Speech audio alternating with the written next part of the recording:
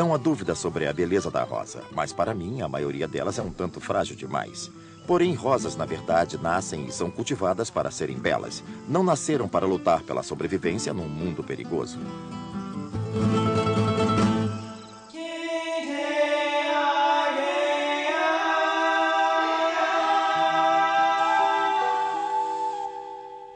O mundo secreto dos jardins. Vida nas rosas. Distribuição Sinapse.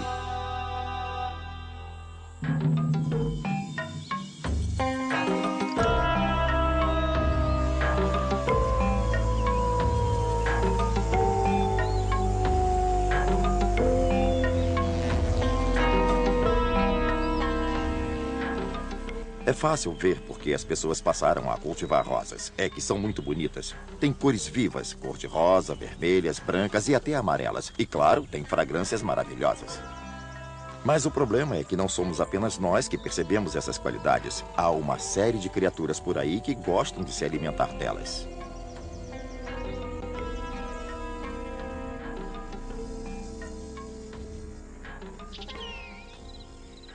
Na primavera, as roseiras começam a liberar muitos brotos macios. Ao contrário das rígidas hastes maduras, esses brotos são quase irresistíveis para uma série de insetos como pulgões e escaravelhos. Se observar com cuidado, verá toda uma comunidade de vida desfilando diante de seus olhos em apenas uma roseira.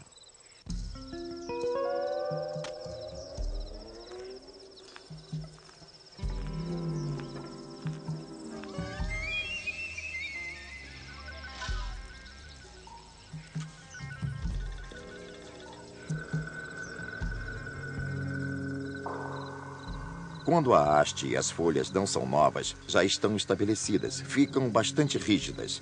É a flor, nova e suculenta, o alvo principal de quase toda criatura que queira se alimentar das rosas. Um dos primeiros a vir se aproveitar dos brotos é o pulgão.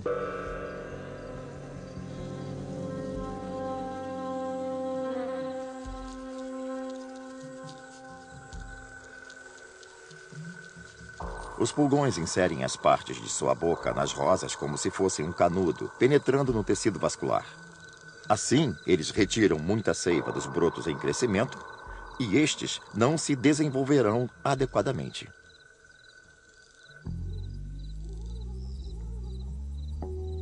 Os pulgões apresentam um problema específico para os jardineiros também. São muito prolíficos, não precisam de machos. As fêmeas se reproduzem sexualmente. De uma fêmea nasce uma outra fêmea que, ao nascer, já está prenha e pode ter suas próprias crias, que também estarão prenhas ao nascer. Isso significa, é lógico, que, em curto período de tempo, um pulgão pode gerar centenas de milhares de pulgões.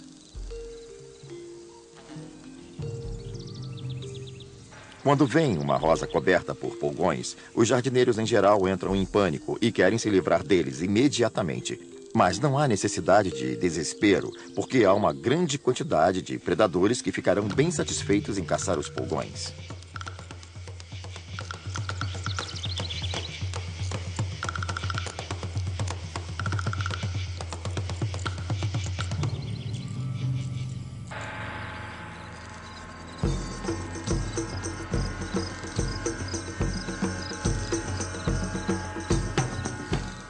Um dos maiores predadores de pulgões são as joaninhas. Alimentam-se de pulgões, tanto adultos quanto filhotes. Elas desovam em roseiras e, quando as larvas nascem, começam logo a se alimentar de pulgões.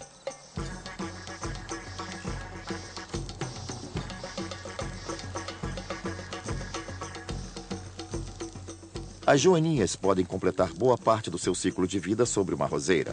Elas se fartam na população de pulgões até que, ao crescerem suficientemente, possam procurar um local seguro para permanecer de cabeça para baixo, preparando-se para o estágio pupal. Nesse meio tempo, ficam bem protegidas por seu casco espinhoso, que é quase uma armadura. Já como pupa, elas se penduram parecendo relativamente inativas, mas na verdade estão completando o processo metamórfico, até que, finalmente, como as borboletas, estão prontas para emergir como um adulto alado. Demora um pouco até suas asas enrijecerem para a coloração completa, mas assim que se tornam ativas como adultas, voltam a ser vorazes predadores de pulgões. Às vezes, as pessoas tentam apressar o processo de remoção de pulgões do jardim com as joaninhas. Saem e compram uma porção de joaninhas e abrem o pacote para soltá-las no jardim, esperando sanar o problema com os pulgões. Mas acabam descobrindo que as joaninhas fazem o que costumam fazer: se dispersam.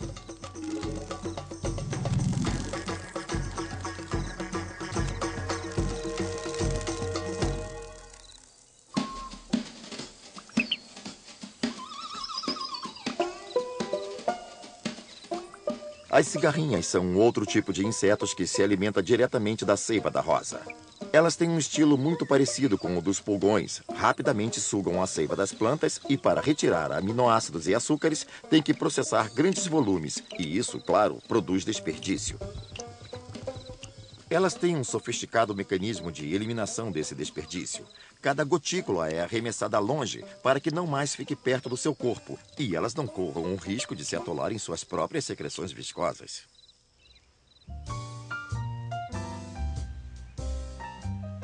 As cores e as fragrâncias que tornam as rosas tão atraentes para nós não existem para nosso benefício, existem para atrair insetos polinizadores. As rosas são particularmente eficientes em atrair insetos porque exalam um perfume doce e produzem muito néctar. Elas são tão boas fontes de néctar que as abelhas não resistem e por isso as rosas do seu jardim estarão sempre rodeadas de abelhas, que levam para casa todo o néctar e o pólen que puderem para alimentar a cria. You're like a flower that blooms on the vine, dressed in bright color with perfume divine. My heart starts to beat with a romantic tune. You're lovely as a rose in bloom. A walk in the garden could never compare to the splendor I see when you walk down the stair. You bring out the sunshine and banish the gloom. You're lovely as a rose in bloom. I've always declined to spend too much time in a garden or a forest. When you come my way like a pretty bouquet, I feel like becoming a florist. All of the bees and the hummingbirds too are leaving the garden and searching for you. Everyone feels the same when you walk in the room. You're lovely as a rose in bloom.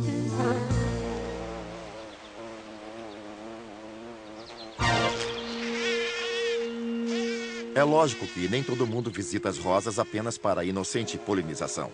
Encontramos muitas outras criaturas cujas intenções são bem menos honrosas.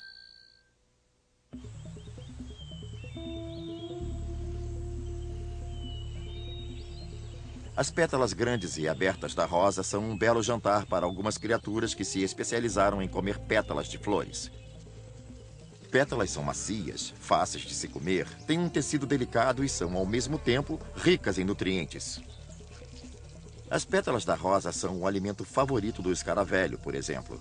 São besouros bem coloridos, bem bonitinhos, mas com o péssimo hábito de esfacelar totalmente as flores. Mas o problema de muitas das nossas sérias pragas de jardim é que não perdem tempo em se reproduzir. Ocupam-se devorando as flores enquanto acasalam para não perderem tempo. Uma das pragas mais graves para as rosas é o besouro japonês. O problema dos besouros japoneses é o mesmo das nossas piores pragas. São trazidos de seu habitat até aqui, porém sem os habituais contingentes de predadores, que normalmente os manteriam controlados. Essas pragas foram trazidas do Japão no começo dos anos 90 e se espalharam por toda a América do Norte, causando danos por onde passam. São besouros bonitos, mas ninguém, na verdade, quer vê-los, principalmente quando descem pelas suas flores como uma praga de gafanhotos, destruindo-as completamente.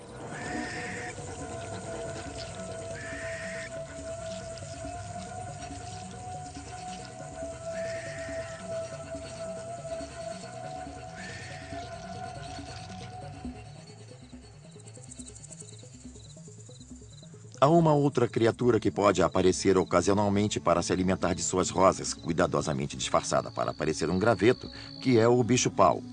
É claro que é difícil de ser percebido, portanto, se quiser encontrá-lo, tem que observar cuidadosamente suas rosas.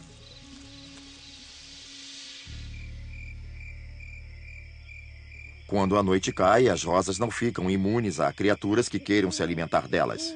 Há toda uma série de criaturas noturnas e uma das piores pragas noturnas são as tesourinhas.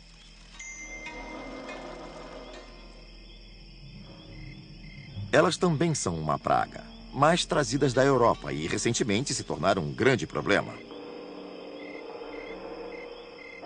Ficam avidamente despedaçando as pétalas e comendo-as durante toda a noite. Mas quando você acordar pela manhã, já terão desaparecido.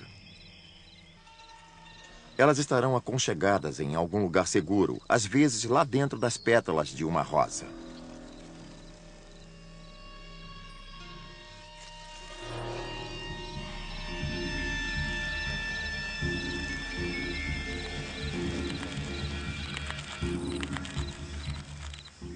Pelo menos uma criatura vai se alimentar de suas rosas, as lagartas. Elas são praticamente um sistema digestivo sobre pernas, abrindo caminho pela vegetação, aproveitando-se ao máximo das suas rosas. Por sorte, lagartas também são uma guloseima macia e suculenta para muitos insetos predadores.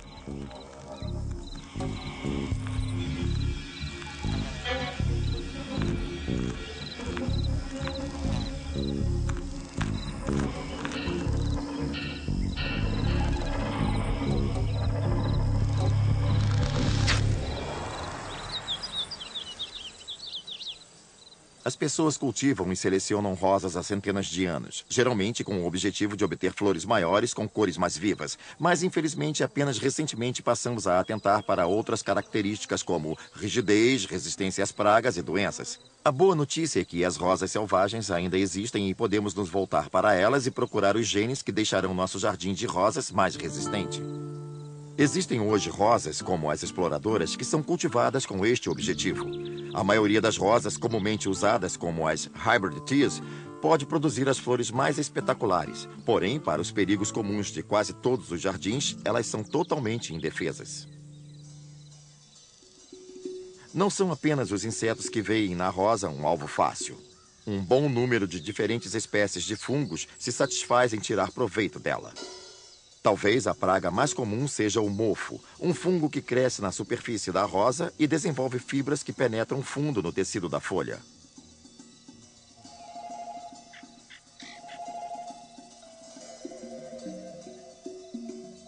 Uma outra doença comum causada por fungos é o black spot. Se o black spot se instalar, pode ser um caso muito sério para a planta. E se espalha rápido. Um fato interessante sobre a rosa é que ela faz parte de uma família bem grande e tem parentesco próximo com outros cultivos, como as maçãs. Portanto, muitas pragas que se veem em rosas, veem-se em maçãs. Podem-se comumente ver fungos da oxidação em rosas e em maçãs. Os fungos da oxidação têm uma coloração alaranjada típica e podem ser devastadores nas folhas das rosas.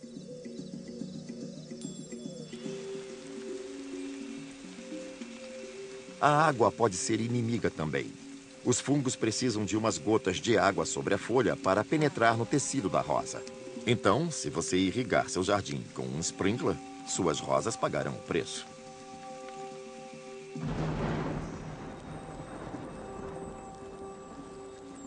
Bom, a natureza também pode fazer isso para você.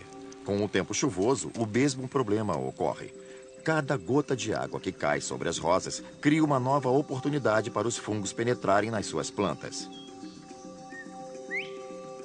Portanto, se quiser que as rosas se desenvolvam, deve plantá-las sob o sol, onde as gotas de água sobre elas logo se evaporem.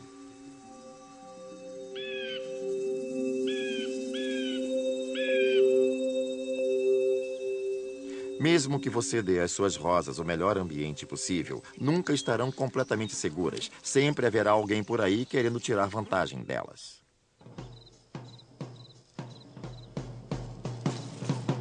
O elenco de personagens que se faz presente nas suas rosas durante o brotamento tem variedade infindável e é cheio de surpresas.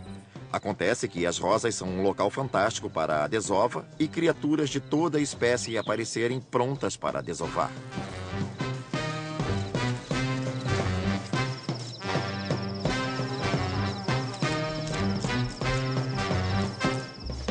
Os besouros bicudos, também conhecidos como borbulhos, escavam um túnel dentro do tecido da rosa, em geral na base da flor. São criaturas bem estranhas porque suas mandíbulas são compridas como um bico, sendo uma perfeita ferramenta para escavar. Eles agitam a cabeça de um lado para o outro como uma furadeira, criando um local ideal para seus ovos.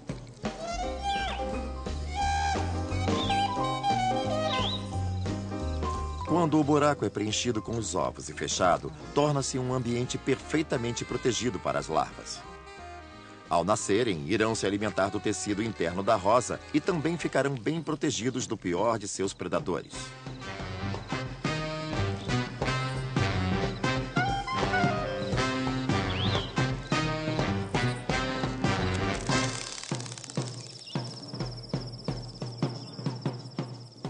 As vespas da bilis são bem pequenininhas, não são facilmente visíveis, mas sempre se pode ver o resultado de seu trabalho.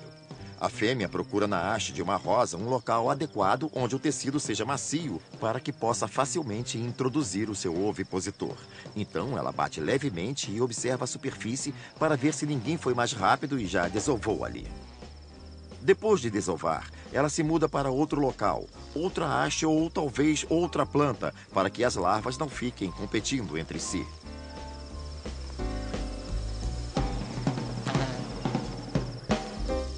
Cada larva, de fato, estimula uma mudança significativa no crescimento da planta.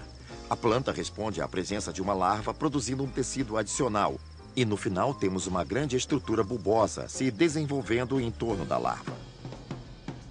As larvas de vespas da bilis passam o inverno todo aconchegadas na galha, mas quando chega a primavera, têm que escavar uma saída para que vivam no mundo exterior, acasalem e desovem.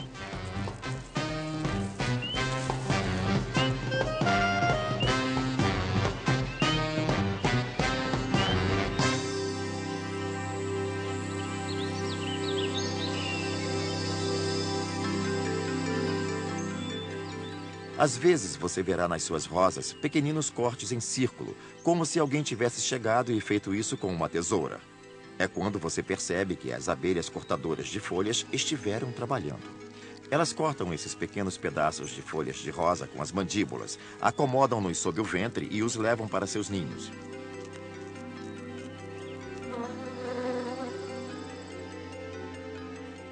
Elas carregam para dentro de fendas ou de um buraco, onde uma haste esteja fincada, esses pedacinhos, um a um, e em cada um deles depositam um pouco de pólen e néctar e um ovo. A nova cortadora vai buscar a superfície para finalmente emergir como adulta, pronta para recomeçar o ciclo.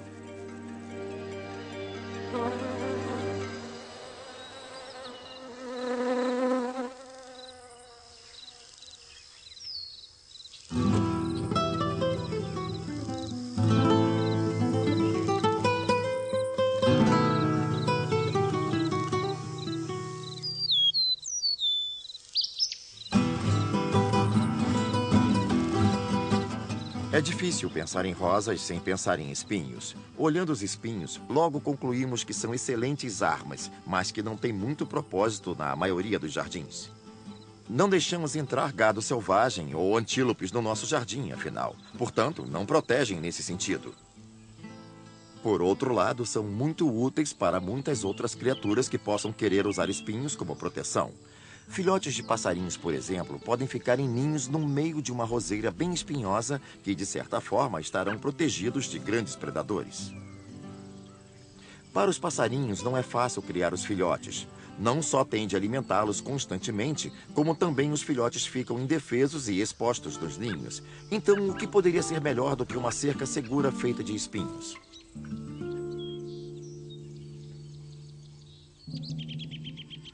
As rosas também são úteis aos passarinhos de uma forma que você nem imagina.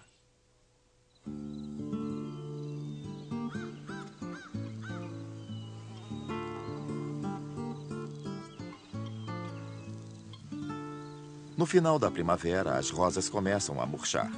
Ainda podem brotar algumas poucas no verão, mas, em geral, elas vão murchando ao fim da primavera, florescendo cada vez menos até, finalmente, a última pétala cair. Ao final do processo, na base da haste em que essas flores um dia se abriram, nós vamos encontrar essas estruturas arredondadas chamadas de frutos da rosa.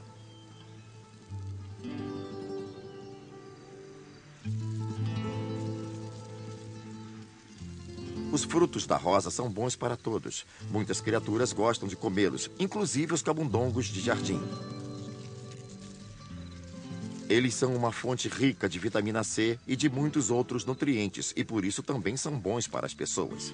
Na verdade, sempre os usamos para fazer chá ou mesmo maravilhosas geleias e gelatinas. Os frutos da rosa existem como mecanismo de dispersão para as sementes da flor. Os passarinhos gostam deles, principalmente no final do inverno, quando são mais macios e maduros e estão mais doces. Eles provêm uma boa fonte de energia quando os passarinhos precisam, mas para mim o charme dos frutos da rosa são seus formatos e cores interessantes quando surgem através da neve se anunciando aos passarinhos.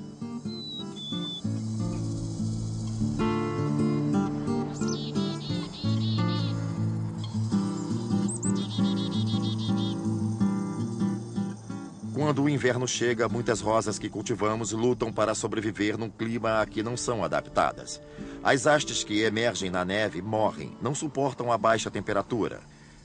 Somente bem abaixo da cobertura de neve, a coroa vai sobreviver e, com o cuidado protetor de um jardineiro atento, vai resistir ao inverno para florescer novamente na primavera.